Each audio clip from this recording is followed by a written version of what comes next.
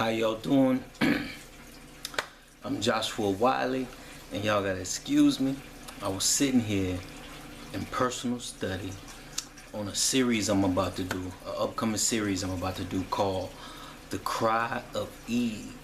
The Cry of Eve. But anyway, I'm not even gonna beat around the bush. Gotta get to the point. I'm sitting here and I was impressed to do this video. This video on Kanye and everything that's been going on, and a lot of people are gonna be like, Josh, why would you even add your 2 cents in? If y'all remember what happened to Kanye back in November, I made a video about it. I made a video about it not too long ago. And let me just get to the bread and butter. I remember what opened my eyes, should I say, what opened my eyes. One of the things was years ago, me and my grandmother, we were sitting at the kitchen table late night, sipping on something I wasn't supposed to be sipping on, you know. And she said, baby, my grandmother's 82 years old. She's like 82, 83. But she said, baby, I remember how the black community used to be before integration. And I said, Grandma, what you talking about? She said, integration was the worst thing that happened to the black community. Now I know right there, all of a sudden right there, signals will go up, red flags, people be like, oh no, what is he talking about? And I was the same way. I was like, Grandma, what you talking about? You know, because we've always been taught, hey, integration was because our schools was run down. We didn't have no books. The black kids running around with no shoes and socks on, dirt floors. And that was true in some parts. But she said, baby, the truth is, our schools were some of the best in the country.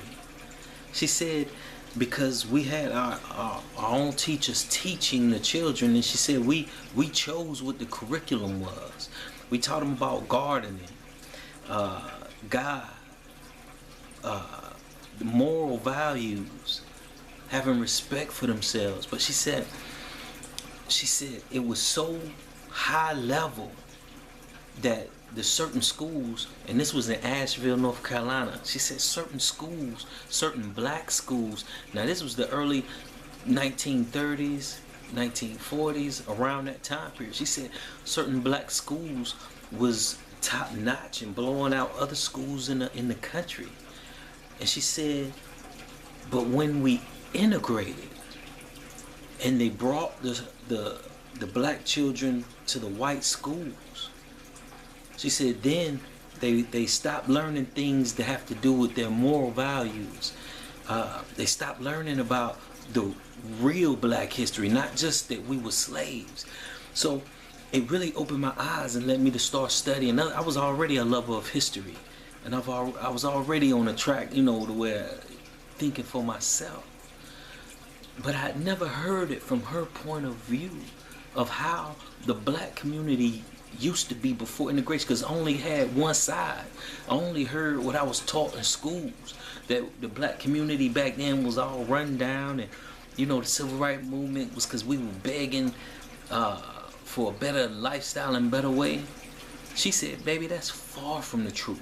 She said, even during the civil rights movement, and then I started to do my homework and I started seeing a whole different perspective. Why am I bringing this up concerning Kanye and Trump? Why? Because when so many people are giving Kanye flack over wearing that hat, make America great again. Beloved, let's look at that in the context of how, and you know, matter of fact, before I even do that, and a lot of blacks are saying, high celebrity blacks who do have another agenda, who are being told, well, who grew up in this system, never hearing it from a perspective of like my grandmother. Beloved, if we really honestly look at it, see, because we were always taught that the black communities was run down, the schools was poor, things of that nature.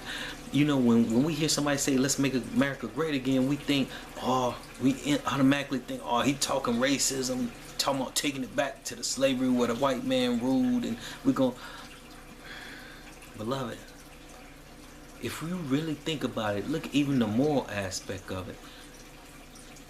We need to go back to when it wasn't all right for little girls to be pregnant out of wedlock. We need to go back to where the black dads and the white dads stayed in the homes and took care of the children. We need to go back to where the mothers, it wasn't okay to just cheat and sleep around with who you wanted to sleep around with like it is today. See, beloved, when I saw that saying, make America, we're looking at from a carnal level. But I'm gonna wait. Now I'm gonna break it down. Let me tell you something, because I'm nipping around the bush, but I want to make this short and to the point. I don't want to lose you. Then we gotta look at Kanye, what happened. Like I made the other video months ago, saying how what they did to him was a precursor to what they're gonna do for other Christians and free thinkers who think outside the box, who are not caught up in the matrix, beloved. You got to think about it. When Kanye, in his interview with Charlemagne, he kept saying how it was a breakthrough what happened to him in November. Beloved, what they did to him was nothing no less than kidnapping.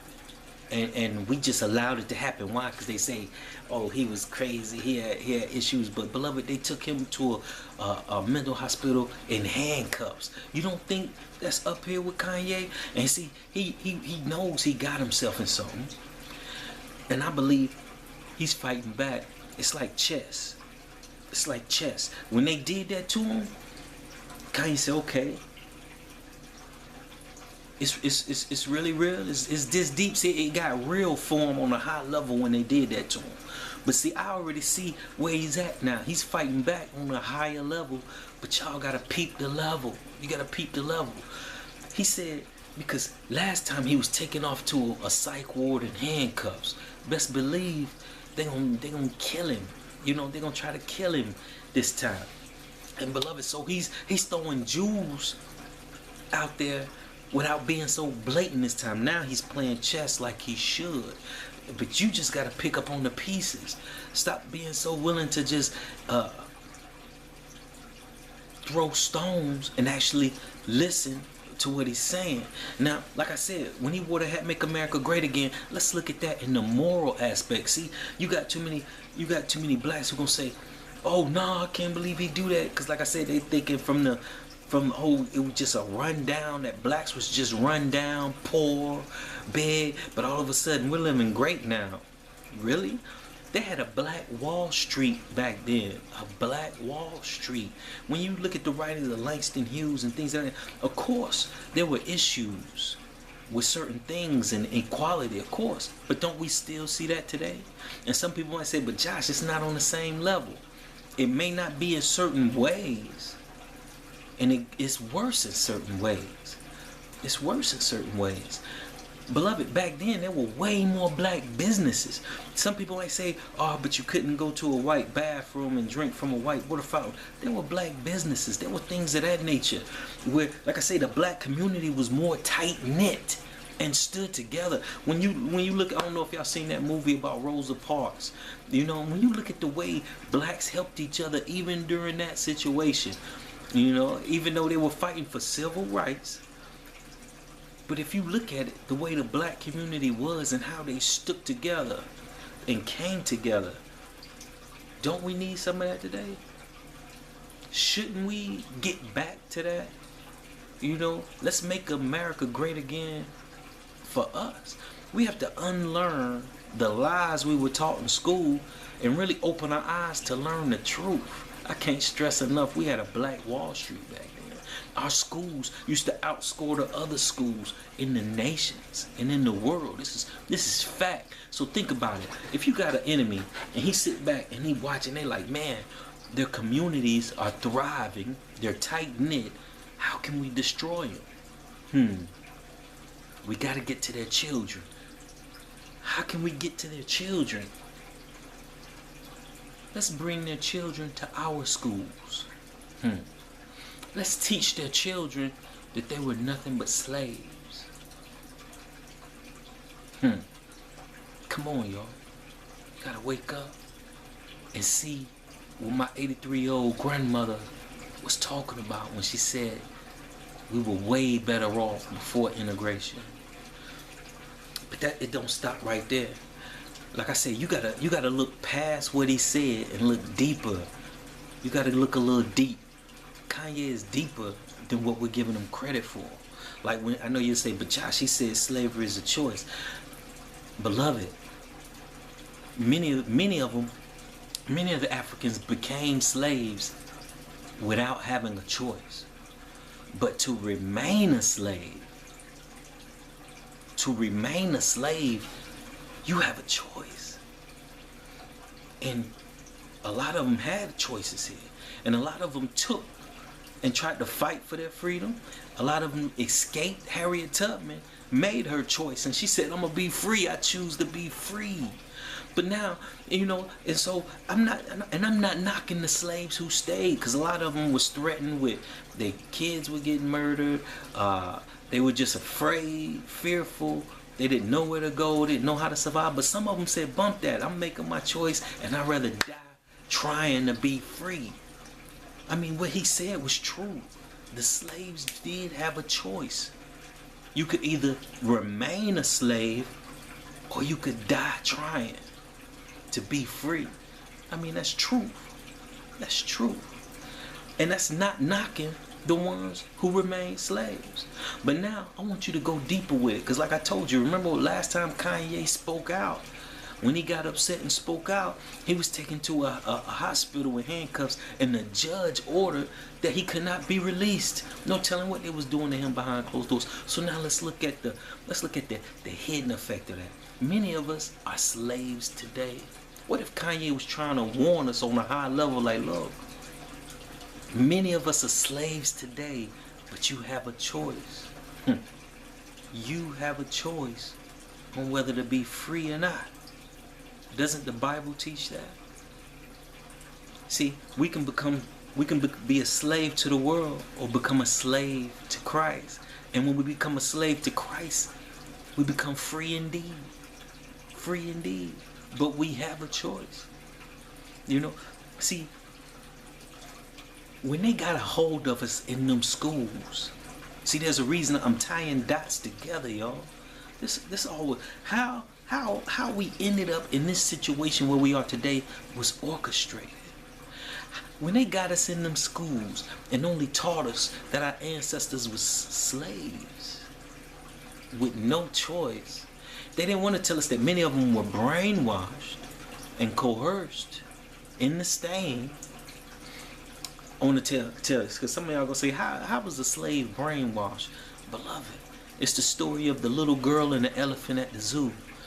The little girl goes to a zoo. She sees this big old mighty elephant and this little bitty old rope like this big around his leg, keeping him tied to this little pole. And she asked the keeper of the elephant, she said, how does that little rope keep the elephant? He says, little girl, we put a huge rope on that elephant when he was a baby. He said he fought every day to get off that rope. Fought till eventually he stopped fighting. And then mentally he said, I cannot break the rope. I'll always be a captive. That rope is too strong for me to break it. He said it's so devastating to the elephant's mind, and he believes it so much, that today, even though he's tons and tons, tall and pure muscle, we can keep him captive with a little bitty rope. Because in his mind, that little bitty rope is that big rope that we had on him when he was a baby. Even though he can snap that rope in an instant, mentally, he can't. He thinks he can't. Beloved, that's how many of them stayed slaves.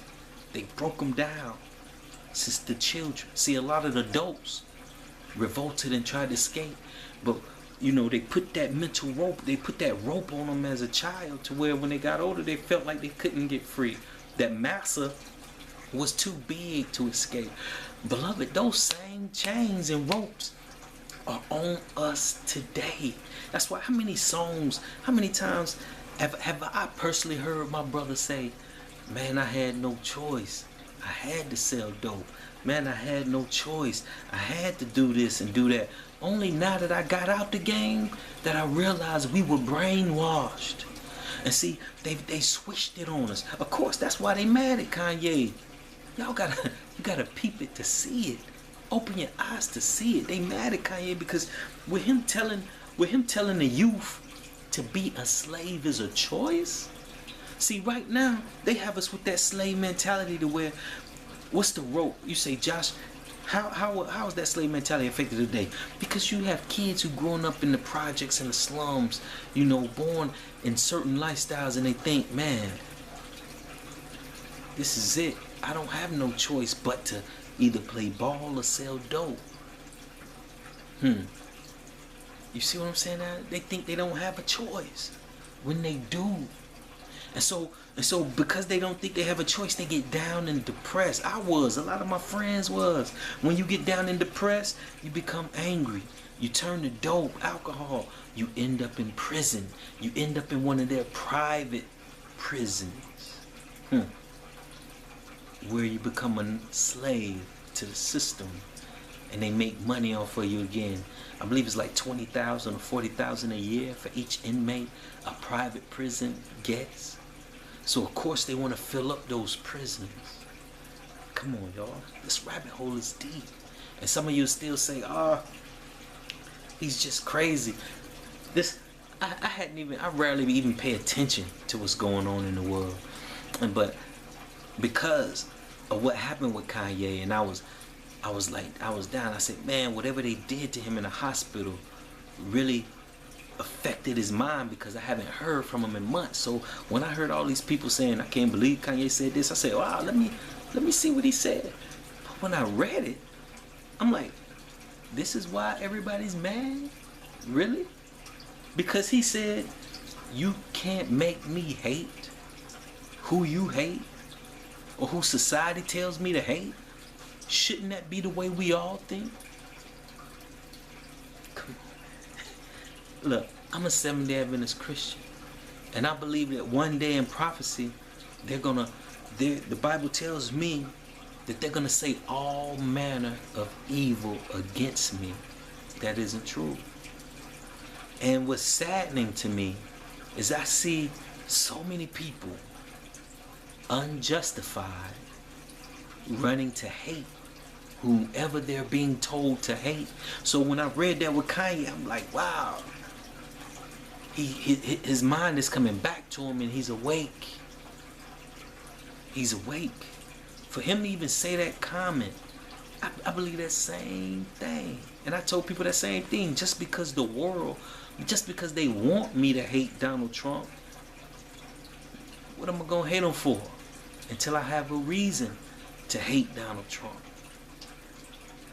When I say, and I keep saying this rabbit hole is deep, I done talked about the private prisons, how slavery has switched.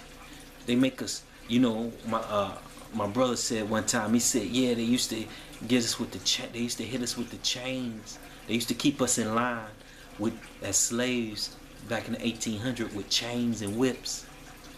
He said now they make us rob, steal, and kill for chains, the gold ones that hang around our neck, and whips. For chains and whips.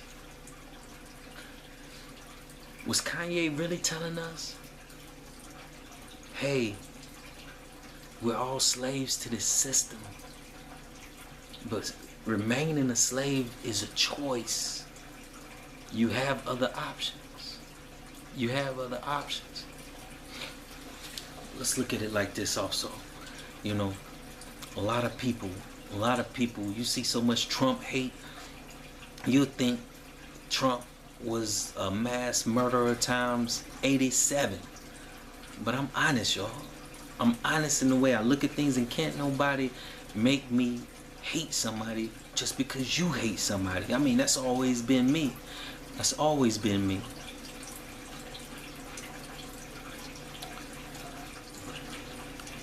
And because that's always been me, you know, I always, you know, when your eyes are open, you start to, you see things from a whole nother level. I posed a question a day or two ago. I still haven't gotten one answer. Because I got a lot of friends and family who hate Trump, who hate him. I don't deal with politics because I know what Bible prophecy says. But if I see the elephant in the room, I'm going to point out the elephant in the room. And I told somebody, I said, they want y'all to hate Trump. But he's not the real enemy. Everybody, oh, Josh, you taking up for Trump. You taking up for Trump. I said, well, hold on. I said, if I see anything that ain't right, Josh going to speak on it. I said, I don't care if it was Trump, the little lady down the street, the guy who worked at the convenience store around the corner. Josh going to speak on it. And the real truth is we're being deceived and duped into hating Trump. I posed a question to a lot of my friends and family on Facebook. Over 2,000, 3,000 something people on Facebook, friends. And I said, can somebody tell me one law that Trump passed that's hurting the people in the community right now? I'm not talking about, please don't get on here telling me of something he said or something he said he gonna do or anything that's rhetoric. Tell me a law that's passed right now. And somebody said, Josh, why? And I left the door open waiting on somebody that say why. And I said, because from Bill Clinton, I just did a video about 2 months ago on how Bill Clinton and the 3-strike law has filled up those private prisons that he put on the stock market, orchestrated. But I heard a black man say not too long ago, man, Bill Clinton was one of our best presidents. Why? Because he went to a black basketball game and played the saxophone. Really? That made him one of the best black presidents because he was smiling in your face. I learned a long time ago that it's those who smile in your face are the ones who will stab you in the back. That's a fact. And they're pulling it right now, and we're falling for the okie doke. Like I say, they tell me, oh, Bill was a great president, Bill. And I say, why? I'm the same president who, not only because of the 3-strike rule, you have thousands upon thousands of Latino, black, and white men serving life on non-violent crimes, which is a crime in itself. Serving life on non-violent crimes because of Bill Clinton. To fill up those private prisons, he took 11 misdemeanors and made them into felonies. But that's the same president who put a government order on the radio stations to where they can censor and dictate what they play. So please, I'm waiting on somebody to tell me the laws that Trump has passed of that nature. Or what about the Patriot Act from Bush? Or how about the amendment to the NDAA that Obama passed? Did he mention Obama? Yes, I did. If you look in my video history, I also made a video years ago on how Obama's homosexual. And don't nobody want to see it. But we just saw the White House up in flaming colors. We just saw him compare gay rights to civil rights in his second inaugural speech. Seriously? If that was Trump who said gay rights was on the line of civil rights, blacks would have shot him out the pulpit before the speech was over. But the NDAA, for y'all who don't know what happened on New Year's Eve, why would he do it on New Year's Eve? Maybe because the world was partying. And New Year's is my birthday. So I know about the party. The whole world was partying. But y'all love Obama so much. I guess that's love. Well, let me tell you what the NDAA, well, the amendment to it that he made. He amended it to where they could lock you up for life without trial. Don't worry, I'll wait for it to soak in because I don't think y'all get it. I'm a free thinker, a truther. I believe in Bible prophecy. This worried me because men like you, men like I, women like you, women like I, who are not afraid to think for themselves and share it with others, we're the ones that they're going to pinpoint. who do you think that law is going to go into effect to? He's like, oh no, that's just the terrorists in Guantanamo. If you Google on YouTube, Earl Suthers, the head of the TSA, who was under Obama, who Obama appointed head of the TSA, he states that it is the biggest threat to Homeland Security are biblical prophecy believing Christians. Christians who believe in Revelation and Daniel. I do.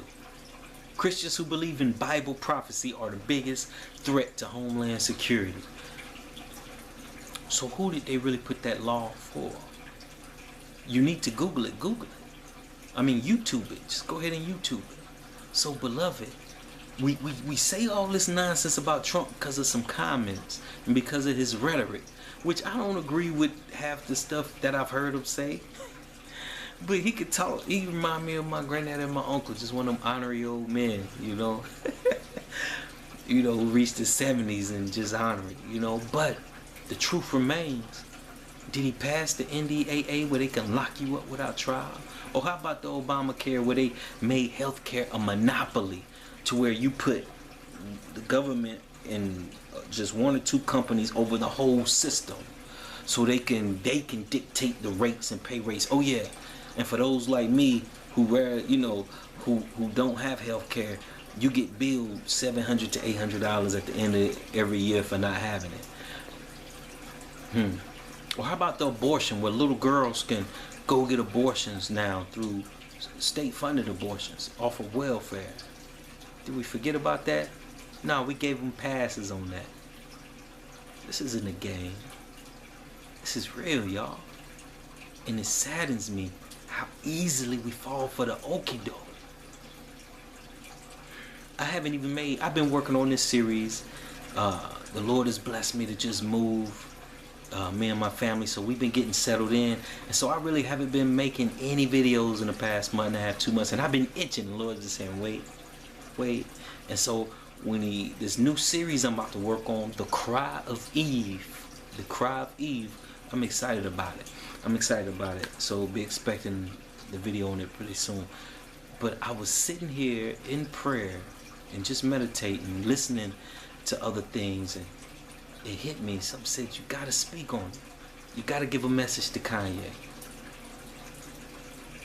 They're gonna say Kanye's crazy. Well, they do say everybody, and I've seen so many people turn cool. Y'all gotta remember, I love T.I. and I used to love his music back when I was in the world listening to all that stuff. But but brother to brother, I love everybody. Like honestly, I hope nobody perishes. And just to so y'all say, oh, but he sold his soul. Our souls aren't ours to sell. So that kills the lie you can sell your soul. The verse says you can lose your soul. There's a difference. Because if you lose something, you can always find it again. Let me get real on you. It's just that simple though. People don't want it to be that simple because of our own mistakes and guilt. We love it to think that somebody's doomed forever, when really all they got to do is repent and say they're sorry. The only unforgivable sin is blasphemy against the Holy Spirit. That's it. Somebody who's lost their soul can always find it again. But anyway, they say Kanye's crazy and dismissive, but I don't see it at all. Well, they say he's crazy, but just as a dismissive thing. If you listen to David Chappelle before he went to Africa, when he was on stage at some art, I want to say he was in New York, he was somewhere, and he was sitting there smoking a cigarette, talking to the guy, and he said, saying somebody is crazy is dismissive. That's your reason to just, don't listen to what they're saying. They're crazy. I didn't get no crazy comments from Kanye. And see, my mind rapped so quick. It rapped like, I'm like, okay, he's speaking like when he said, I'm not in the sunken place. Y'all have to peep what he's saying. He's waking up. And whether he's waking up or not, there's truth to what he's saying when you really look at it. We do need to make America great again. Let's go back to the day to where morals were high. Morals were high. To where, there was genuine families and a home and less drugs in the street, you know, to where the gangs were people who actually protected the neighborhood from the dope dealers and all of that. I'm telling you, let's not be brainwashed forever. Of course, nothing was perfect, but is it perfect today? More black men are getting killed and murked by the police. It's every time you look.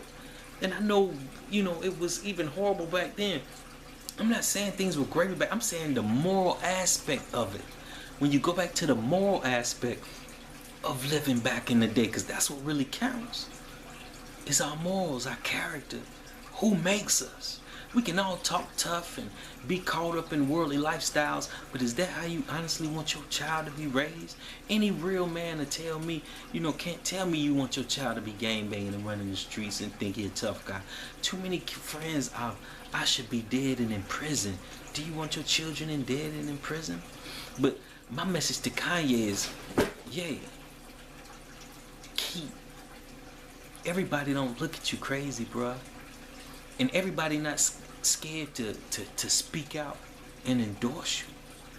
Man, there's a white black man who appreciates you coming out with some truth, trying to get people to think on their own. Stop just following the masses. Wake up out of the matrix. You hate. I said I haven't not one person has let me know one law that Trump has passed that's a community killer or that's hurting people in the neighborhoods. Not one person. I'm just like, so wow, so you hate him over some comments, but you love Obama. How much love is it if a man passes a law or amends a law, because the NDAA was already there, but he amended it, but amends a law that can keep you locked up for life without a trial? Now, someone tell me, how much love does that man have for you and your children? I'm away.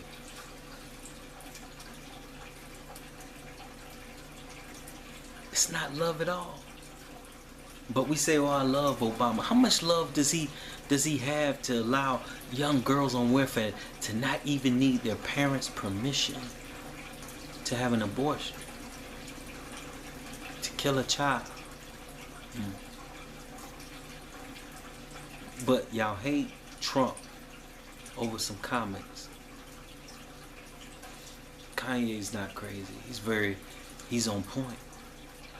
And I want to tell him, man, keep on. I see humbleness in him. And they want him to hate. Like when the guy Van and TMZ stood up and tried to give him a guilt trip, and Kanye said, man, I don't want you to be hurt over my opinion. Even though everything Van said was scripted. You could tell it was scripted, and it was the politically correct thing to say. Because it was like phony, really. I'm like, so what? Teach my child that no matter, you know, especially about the slavery. I'm a dig on that slavery point of view, because I'm sitting here like, do I want somebody to, would I teach my child that when circumstances happen, that they have no choice in the matter after the circumstances happen? No. Teach my sons and my daughters that no matter what happens, they might not have a choice in what initially happens, but after it happens, they have a choice on being free and how they handle it. That's power. That's power. Let's stop teaching our children this little. I'm telling you, if we don't think the victim slave mentality is real, I got too many brothers who are already dead from gunshot wounds, from one of my close friends robbed a bank, went out blasting because he wasn't going back to prison. But I used to feel the same way. We used to all feel we had no choice. That because I grew up poor with no dad, no family. How many of y'all have honestly looked at my testimony on here? You know, I used to feel with anger and hate, and I used to think because of the hand I was dealt, that I had no choice to do certain things. So I stayed a slave and a captive. But I did have a choice, and I do have a choice. And once my eyes was open, I just moved into my own, me and my wife, we have our own little town. We've stayed in apartments and town. Now we're in our own home. Of course, we don't own this home. Let me make a correction. But it's the first home that I've actually put the money on. Like, here, I'm at home. Garage and everything. For a little thug like me, little ex-thug like me. I was so used to having nothing, I didn't expect anything from my life. No matter how much people from the outside used to say, "Oh, Josh, you're gifted, you're smart." I used to think I had no choice. I had no options. Too many young kids are growing up poor in the slums and the projects. They think they have no options. Y'all have to open your eyes to what Kanye was really trying to teach. And he said it. Now, and I stress this. He did not say at the very initial, he said after 400 years you're still a slave. So he was really saying to remain a slave is a choice. That's powerful, beloved. But Kanye, if you hear this video, if you watch this video, from Joshua Wiley, from one person that they said was crazy, I ran a social experiment on Facebook not even 7 months ago. I grew my afro out, I wilded out, stopped going to church for a while. Pastors, elders, people who I thought close friends didn't even come by, didn't knock on my door. Nobody reached out beyond social media. And that's why one of the videos I did after it was called The Curse of the Social Media Christian. But you'll be surprised how many people, when they found out that some of the stuff was true. I really was going through some things. Like, I was really sick and people didn't even know it. Problems with my throat. If you see me doing like this, it's because I still have little issues. But God is healing me, man. God is awesome, beyond awesome. And He's healing me, and I don't deserve it. I really don't deserve it. But you'd be surprised the reaction I got, because I wanted to be genuine. I didn't want to be some fake false teacher who just keeps up a good Facebook persona. So that ain't me. And I'm genuine. People couldn't understand that. So I had to put the word hypocrite up. I said, look, this is the word hypocrite. I said, hypocrite means actor, to be an actor in the Greek. I said, if I'm having issues and I'm wilding out in real life, I'm not going to just put on a front or a facade on social media to please everybody who loves me. I can't be fake. And I said, and once I started to throw out some red flags that, hey, Josh got some issues, and I saw that people I went to prison with, my boy Jai, Dominique, Terrence, Ravis, Dion, Talvin, people, KD, people I grew up with reached out to me, boom. Claudia, Andre, my partners I grew up with, went to prison with, within the streets, they reached out to me quick. Josh, what's up? What's good with you? My boy Daniel, I ain't even say no last names, but y'all know who you are. My boy Jonah, Daniel, AKA, but reached out to me quick and was like, Josh, what's going on, man? You alright? But my church folk who I went to church with shunned me, turned their back on me, many of them. And to this day, even when they found out it was a social experiment, they got mad at me. But look, I don't want to take from what I'm telling Kanye. Keep doing what you're doing, bro. I see you. And believe it or not, there's other brothers who see you. All these celebrities, some of them just faking the funk, following an agenda. And you know what I'm talking about, because they're being told to say, oh yeah, Kanye, they hang out with you, then go say you're crazy. Because they've been told to. But they know what you're telling is the truth. They know you're not crazy. I smell what you're cooking, bro. And I'm with you. And I salute. And I'm just thankful that somebody high up isn't afraid to just swim upstream against the current. I love what you said. You said, did I do all of this not to fight against the grain or to go against the grain? I'm just paraphrasing, because my time is almost up. Keep doing what you're doing, Kanye. There's other brothers and sisters out there who with you, and we support you. 700%. That means complete. We complete, man. One love. Y'all keep your head up. God bless.